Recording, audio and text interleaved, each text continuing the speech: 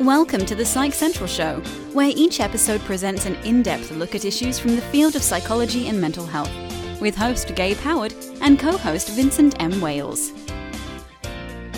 Hello, everyone, and welcome to this week's episode of the Psych Central Show podcast. My name is Gabe Howard, and with me, as always, is fiction author Vincent M. Wales. Vin, say hey. Hey. You know, we bring up a lot that you're an author. I mean, it just kind of comes up in us talking about our personal stories. And a couple of listeners were like, where can we get your books? Now, I know it's in your bio, but let's go ahead and say it on the air. If somebody wants to buy your books, learn more about you as an author, where do they go? They go to the internet. This is why you don't sell much. What website do they go to? www.vincentmwales.com. That's cool. You've written a lot of cool books. We're going to move past that and remind everybody that we have a really cool Facebook group, psychcentral.com/FB show, all lowercase. And what we want to talk about now are relationships, specifically people who live with mental illness, being in relationships with people who don't live with mental illness. I've been married 3 times. That's kind of how this came up. I've been in a lot of relationships, and 2/3 of them have failed. I've been in a lot of marriages, and 2/3 of them has failed. Vin, what's your number? How are your marriages running? 2. And how many of them are still around? Neither of them. So this leads me to wonder, is it more difficult for people to be involved with somebody who is mentally ill versus somebody who isn't? I mean, I think the obvious answer to that is, well, yeah. What are your thoughts? First off, I think that being mentally ill makes everything more difficult. Right. And since romantic relationships are, contained within everything, yeah. I mean, when I'm depressed, I can't get out of bed. And if I have trouble making it from the bedroom to the bathroom, then, meeting the basic requirements of being a romantic partner are... Yeah. It makes it tough. It does make it tough, but people have done it. I'm coming up on 6 years happily married, and those are the whole 6. Like there's no joke coming at the other end. We've been together for 10, happily for 6. I don't have that, but I do have the bad relationships and bad, not good, ended in divorce because I just didn't know what I was doing. I wasn't capable of living in my own skin, let alone being available for somebody else. So I think what we ought to do today is try to offer some suggestions to people who are not mentally ill about how to better handle the relationships with somebody who is. I'm glad you brought this up because I talked to all the non-mentally ill people in my life, and this is what she said. My wife does not live with bipolar disorder like myself, and I met her when I was well into recovery. And I think that this is one of the keys to success for us. I took care of my own needs first. I was stable. I was in recovery. I had something to offer other than I'm not living very well. And by the time she met me, she didn't see all of the difficulties that I had been through, which is a bit of a double-edged sword. On one hand, she saw me for who I am at my core. A person who loves, art and music and television and sports. But on the other hand, I kind of feel like, would she have wanted to marry me if she would have seen me, at my worst? And if I become my worst self again, is she going to run off? Like, right. What would that look like? And I know this isn't really on point here, but as you've said, you've been married 3 times. Yeah. And it's an interesting array because in your first marriage, you were completely undiagnosed. Completely undiagnosed. And so that relationship ended as one might expect. Your second marriage, you were diagnosed, but just at the very beginning stages of being treated, right? Yeah, she's the one that took me to the hospital. Right. Without her, she figured out that there was something wrong. Pardon my French, but I thought I was just I'm going to say butthole. I thought that I was just frankly a bad person. This is what most of the people around me believed, that I was just you know, an emotional wreck, unreliable, and couldn't be trusted. We didn't realize there was any disease process involved at all. I thought wanting to die was, just normal because of how bad I was. She recognized that was, she recognized that was abnormal. Imagine. I know. And then we got married, which interestingly enough, she saved my life. We got married. So that's like a romantic story, right? Yeah. It turns out there's two things that are universally true. Being married to an untreated bipolar, not good. And being married to a newly treated bipolar who is not in control of his illness, not much also better. Not good. Right. My life really is a third times the charm. I was diagnosed and I was in control of my own illness. But I still have to go back and say, I'm still waiting on this marriage to end. And part of that is anxiety. Part of that is previous trauma. But I do have to wonder, Vin, you were there when I was sick. I've known you a very long time. And you knew me when I was at my worst. So the fact that we're still friends is comforting. Because you've seen me at my worst, you've seen me at my best, and you have made a decision to stick around. But the people that never saw me at my worst, I wonder if they'd stick around. Well, being on the other side of the country makes it easier to stick around. So. And we're not in a romantic relationship. I mean, if I blow all my money, fall apart, and sleep under a bridge, I'm not going to take you down with me. So it's not completely fair, which is one of the reasons that we're talking about romantic relationships specifically. Right. And we're not talking about like friendships or family members. My wife is linked to me, as goes Gabe, as goes Kendall, for better, for worse. I think that's in the vows. I've heard that. You have? Yeah, a couple of times. I beat you to that joke. So I did. Right. I sat down with Kendall in preparation for this show, and I asked her a lot of questions. And one of the first things that came up, with all respect to previous relationships, is I was very, very mentally ill when I got married the first time. But in reality, my ex, she wasn't doing so great in the mental health department either. If you weigh 300 pounds and you want to be thin, find a 500-pound guy to stand next to. So we both were very young. We both had mental health problems. I was just sicker and more out of control. So neither one of us were really in a position to help the other. And this was detrimental for both of us and has left both of us with some, lingering relationship trauma that, I'm sure she's not thrilled to have to deal with. And I feel horrific for laying at her doorstep. By the time my second marriage came along, I had regrets, but I don't know. It was very, very different. But the one thing that we didn't do, and I'm friends, longtime listeners of the podcast have heard her on the show. We're still friends because we understood how to work together to manage mental illness, but we didn't put any time, energy, and attention to all the other parts of marriage. We handled the mental health part great. So that's half the battle. If I've learned nothing else from being, unsuccessfully married twice and successfully married once, it's that there are no shortcuts. Living with mental illness just added on more work. It didn't take any work away. All of the basics of being in a romantic relationship still apply. I still have to put her needs ahead of my own. She still needs to put my needs ahead of hers. We need to have compromise. We need to have similar values. We need to work together as a team. We need to decide, basic things like, where to live and how to spend money. None of that goes away. We just had to add work. And the work that we had to add was, Gabe is mentally ill. How did you find it in your relationships? Because I've known you a long time, Vin. You had kind of a similar situation. My first marriage, I was diagnosed, but untreated. And I was still in that stupid phase where I thought I didn't need external help, that I could do it all within myself, which was utterly wrong. And that was my bad. And also telling her to just chill and let me handle it on my own was also my bad. So clearly that was a recipe for disaster. In the second one, I had by that point I'd had some treatment, but still was not on antidepressants, which I should have been. And so still had its own set of issues there. So yeah, I haven't done number 3 yet. Now that I am on antidepressants, I should probably get married again. Is that what you're trying to get at? It worked out for me. And on that note, while we're at break, if everybody could think of all their single friends for Vincent M. Wales, the famous author and podcaster, we'll be right back. We're going to step away.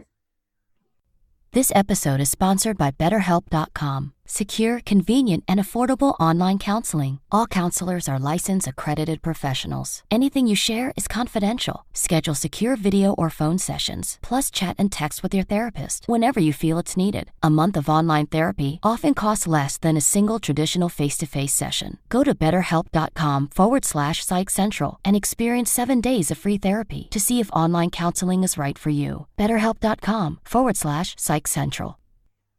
Welcome back, everyone. We're talking about mental illness within relationships.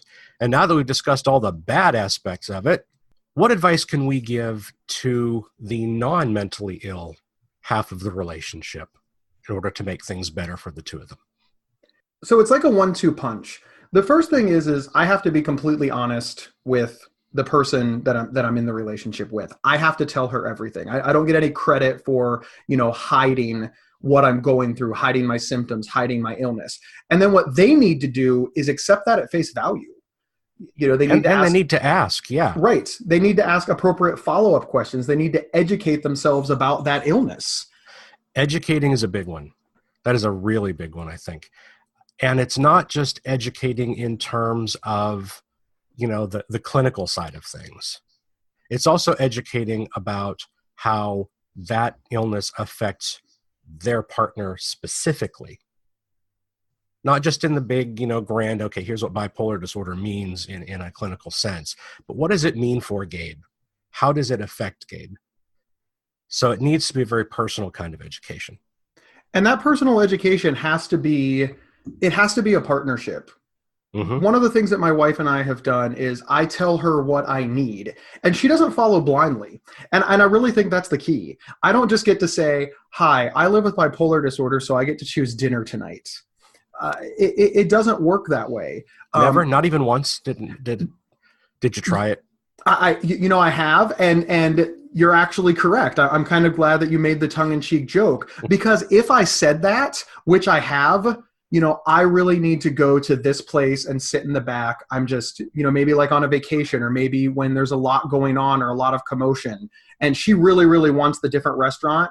But because I don't pull that card often, because we're perfectly honest with each other, and she looks at me and she's like, okay, Gabe's hit a wall. He wants this comforting escape at, Pizza Hut or whatever. I don't pull that out every time. So she knows I mean it, and that's on me. But what's on her is she can't just let me get away with murder because I play the bipolar disorder card. Right. It doesn't work that way. So she had to educate herself enough about my illness to know when to push back and when not to. And that can be done in a million different ways. Okay, maybe a million's an exaggeration, but there are definitely more than 5. She did research on the internet. She took a class through a local support group. She went to a caregiver support group. She has asked me endless questions over the 6 years that we've been together. She's talked to the people around me. She's talked to other people that live with bipolar disorder. She's listened to shows like this so that she can understand what it means. And then finally, she's been willing to make mistakes. And that's the big one. If I give her credit for anything, it's that she's been willing to make mistakes, because it's in those mistakes that we've learned together. And finally, oh my God, does she forgive me for all the mistakes that I've made and will no doubt make in the future? Because that's what marriage is. It's not about not making mistakes. It's not about not arguing. It's about working together to get to that, blissful marriage in the sky. Okay. Stuff is always in the sky. In the sky. In the sky. I hear there's pie there. So then you're single. And I know that you want to be in a relationship because we've discussed it before. Mm-hmm. What are your hopes for your partner? Like, what do you want them to know and understand? How do you want them to enter the relationship so that you have the best odds of, making number 3 work? It's kind of a timely question right now too, because I've been out on a few dates with somebody and we're still doing that. So it hasn't ended yet, but lately, this past week has been a pretty bad one for me, depression wise. And, since I don't live with this person, she's not really seeing it. I might, in the course of texting with her during the day, I might say, yeah, it's kind of a crummy day. The depression is winning today, that kind of thing. But that's not the same as her experiencing it. So I do have fears. It scares the crap out of me that somebody that I would potentially be with might see that, just like you've indicated, and it makes them run off. So yeah, I would certainly want them to do what we've been saying is, the education and being understanding, and of course being patient is a big one too. But you don't want them to go to the extreme either. You don't want them to become like your babysitter. Helpful is one thing, but being, the constant, is there anything I can do? What do you need? That kind of thing all the time is just, that's too much as well. Yeah. You just described my second marriage. Again, as I stated, we did a great job, me and my second wife, of managing bipolar disorder, of managing the mental health system, of getting me the help that I needed in order to become, well. And I am so thankful for her. And it's why we're still friends. But we put absolutely nothing, as you just said, into the marriage. Mm-hmm. All there was her being my caregiver. There was nothing else. And that was problematic. So to the listeners out there, if your entire relationship is about your mental illness, you need to expand. You need to get a hobby. Another thing that is important for them to keep in mind is that, some days will be better than others. I've been having a kind of bad time recently, but it'll get better because it always does. So yes, some days will be better than others. There will be bad days. Just expect that and be flexible, be ready for it. And from our perspective, the people that we love are going to have bad days too. They Sure. may not be related to mental illness, but listen, as much as I love my wife and as much as my wife is free from, severe and persistent mental illness, yeah, she still gets grumpy. She still has bad days at work. She still, Sure. Yeah. We all have to tolerate things from our loved ones. And this is a good segue into another point that we as people living with mental illness need to understand. Sometimes our significant others are going to need breaks. Oh, absolutely. Absolutely. If you are a caregiver of any sort, whether it's for, somebody that you are literally being a caregiver for physically because they're, infirm, or just being with somebody who is mentally ill, you need yourself. You need your time for yourself. You got to take care of yourself in order to be able to better tend to other people. That's just. I think the phrase that you're looking for is that you can't pour from an empty cup. Well, I wasn't looking for that, but yeah, that works. And it's important to understand in your relationship that the person you're in a relationship with isn't your caregiver. They might do caregiving tasks, just like if my wife has surgery, I am going to be her caregiver to get through the surgery. I don't consider Kendall my caregiver. I consider her my partner. And as my partner, sometimes she needs to help care for me because I am managing a long-term illness. So that's good. If you look to your significant other to do all the work for you, you've created an imbalance in your relationship. And if you are looking at your mentally ill partner and thinking, oh, I have to take care of you because you can't take care of yourself, then you've created an imbalance in your relationship.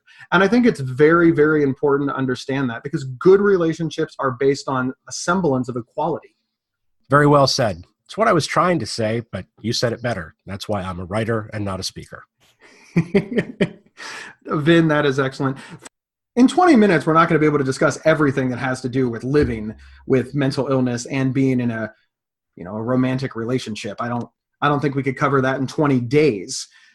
But the things that we need to take the time to realize is that romantic relationships are a partnership. And if the two of you aren't working together, then you're going to find yourself working against each other. And once you start working against each other, your relationship is almost positively going to fail or become extremely codependent, which maybe we should cover in another episode there, Vin. Yeah, that's certainly doable.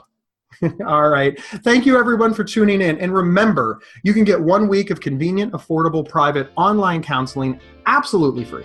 Anytime, anywhere, just by visiting betterhelp.com/Psych Central. We'll see everyone next week. Thank you for listening to the Psych Central Show. Please rate, review, and subscribe on iTunes or wherever you found this podcast. We encourage you to share our show on social media and with friends and family. Previous episodes can be found at psychcentral.com/show. Psychcentral.com is the internet's oldest and largest independent mental health website. Psych Central is overseen by Dr. John Grohol, a mental health expert and one of the pioneering leaders in online mental health. Our host, Gabe Howard, is an award-winning writer and speaker who travels nationally. You can find more information on Gabe at gabehoward.com. Our co-host, Vincent M. Wales, is a trained suicide prevention crisis counselor and author of several award-winning speculative fiction novels. You can learn more about Vincent at vincentmwales.com. If you have feedback about the show, please email talkback@psychcentral.com.